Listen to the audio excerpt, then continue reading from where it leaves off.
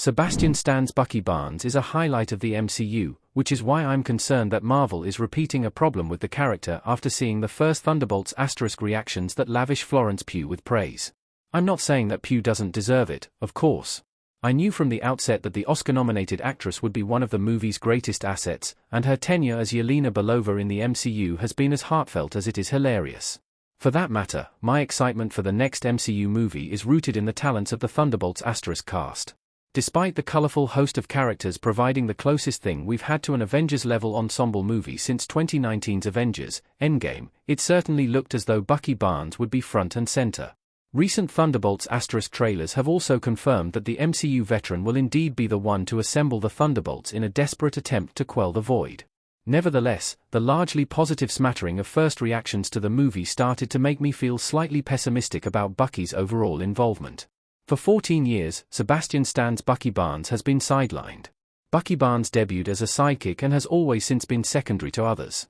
Bucky Barnes is one of the longest-serving characters in the MCU, with a tenure rivaled only by a prominent handful, including Thor and Bruce Banner, two of the founding Avengers. Nonetheless, Bucky has struggled to move past the sidekick status with which he was introduced in 2011's Captain America: The First Avenger. Even when Bucky has been the titular character of a movie or show, namely, Captain America, The Winter Soldier and The Falcon and the Winter Soldier, he still played second fiddle to Hydra and Sam Wilson, respectively. Despite Bucky Barnes boasting a larger CV, Sam Wilson stepped into the spotlight after Steve Rogers' departure. While I'm certainly not averse to this, I firmly believe Sam Wilson is the best choice to succeed Steve Rogers. Steve's retirement still provided an opportunity for Bucky to step out of his shadow. Unfortunately, he did so only to step into Sam Wilson's. Thunderbolts *, I thought, was poised to change this state of affairs, but the first Thunderbolts * reactions paint a contrary picture. The Thunderbolts * reactions focused a lot on Florence Pugh's performance. Many of the first reviews lavish Pugh with praise. I'm glad to see that the first reactions to Thunderbolts * are widely positive. An exclusive cohort has been granted early access to Thunderbolts * and has been posting their spoiler-free reactions to the movie online.